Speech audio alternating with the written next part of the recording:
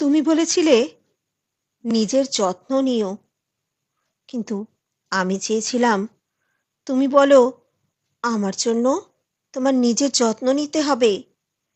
তুমি বলেছিলে রাত জেগো না, কিন্তু আমি চেয়েছিলাম তুমি বলো তোমার প্রতিটি নির্ঘুম রাতে আমি সঙ্গ দেব। তুমি বলেছিলে ঠিক মতো ওষুধ খেয়েও, কিন্তু আমি চেয়েছিলাম তুমি বলো আমার ভালো থাকার জন্য তোমার সুস্থতা প্রয়োজন। তুমি বলেছিলে স্বপ্ন পূরণ করো, কিন্তু আমি চেয়েছিলাম তুমি বলো আমি তোমার স্বপ্ন পূরণের সাক্ষী হতে চাই। তুমি বলেছিলে সফল হও, কিন্তু আমি চেয়েছিলাম তুমি বলো আমি তোমার ব্যর্থতাতেও পাশে থাকবো।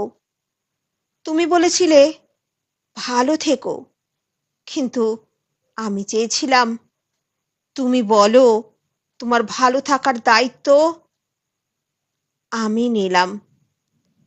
তুমি বলেছিলে সব ঠিক হয়ে যাবে, কিন্তু আমি চেয়েছিলাম তুমি বলো চিন্তা করছো কেন, আমি আছি তো।